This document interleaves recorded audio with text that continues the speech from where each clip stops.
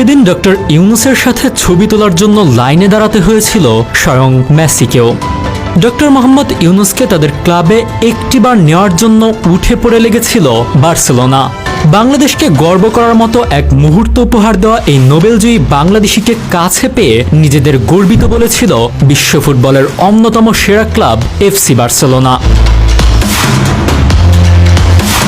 শান্তিতে নোবেলজয়ী ডক্টর মোহাম্মদ ইউনুসের খ্যাতি গোটা বিশ্ব জুড়ে।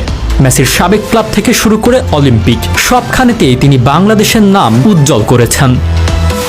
2016 সালে ডক্টর ইউনুসকে বার্সেলোনায় আমন্ত্রণ জানানো হয়।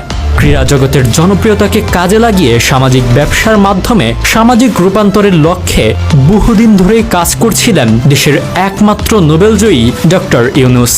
সে লক্ষ্যেই 2016 সালে তার রচিত এ ওয়ার্ল্ড অব 3 শীর্ষক বইয়ের স্প্যানিশ ভাষার সংস্করণের উদ্বোধন করা হয় বার্সেলোনায়। আর এই বইয়ের মোড়ক উন্মোচন করা হয়েছে বিশ্বখ্যাত ক্লাব বার্সেলোনার ক্যাম্প ন্যু স্টেডিয়ামে। তখনকার একটি ভিডিওতে দেখা যায় তিনি নিজের নাম সংবলিত বার্সেলোনার একটি জার্সি ধরে আছেন, অন্যদিকে মেসি ধরে আছেন ডক্টর ইউনুসের লেখা বইটির একটি স্প্যানিশ সংস্করণ। বার্সেলোনার অফিসিয়াল পেজে এ নিয়ে একটি ভিডিও পোস্ট করা হয়, যেখানে ডক্টর ইউনুস তার বই এফসি বার্সেলোনায় সফরের লক্ষ্য এবং উদ্দেশ্য নিয়ে কথা বলেছেন। তিনি সেখানে বলেন, বাংলাদেশের প্রায় সবাই বার্সাকে ভালোবাসে, আমিও সেই সম্প্রদায়ের একটি অংশ। বাংলাদেশের লাখো কোটি তরুণ বার্সাকে পছন্দ করে। মূলত আমি তাদের মুখপাত্র হয়েই এখানে এসেছি। আমি যে এখানে এসেছি এজন্যই এখন আমি তাদের কাছে নায়ক হয়ে গেছি। হয়তো তারা সবাই বার্সার খেলা উপভোগ করে, ক্লাবের খেলোয়াড়দের ভালোবাসে এবং তাদের নিজেদের নায়ক বলে মনে করে।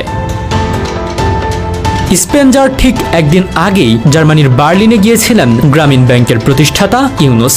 উল্লেখ্য, FC Barcelona foundation Barcelona social city উদ্যোগের অন্যতম অংশীদার ছিল। ডক্টর ইউনুস তাদের জানান, হাজার হাজার কিলোমিটার দূরের এই ক্লাবটিকে বাংলাদেশের মানুষ কতটা ভালোবাসে। তবে ইউনুস স্বীকার করেছেন, বার্সার বেশিরভাগ খেলোয়াড়ের নাম তিনি জানেন না। 2006 সালে শান্তিতে নোবেল জেতা ক্ষুদ্র ঋণের জনককে স্বাগত জানাতে উপস্থিত ছিলেন বার্সার সহসভাপতি জর্ডি কার্দোনার, ক্লাব পরিচালক ডিডাক লি এবং এফসি বার্সেলোনা ফাউন্ডেশনের পৃষ্ঠপোষক রেমন গারিগা। কার্দোনার বলেছেন, অধ্যাপক ইউনুসের মতো একজন মানুষকে পেয়ে আমরা সম্মানিত বোধ করছি, যিনি মানবতা ও সমাজের প্রয়োজনে এত কিছু করেছেন। আমাদের মতো ক্লাবের ব্যাপারে তিনি যে আগ্রহ দেখিয়েছেন এটা আমাদের জন্য গর্বের। একজন নোবেলজয়ী আমাদের ক্লাবের দর্শন, ক্লাবের চেয়ে বড় কিছুকে তুলে ধরছেন, এটাও অনেক বড় ব্যাপার। বার্সার একটি জার্সিও উপহার পান ডক্টর ইউনুস। প্রফেসর ইউনুস লেখা জার্সি পরে নিজের অনুভূতি প্রকাশ করেন এই নোবেলজয়ী। আর এবার সে ডক্টর ইউনুসই ভিন্ন এক কারণে আলোচনায়।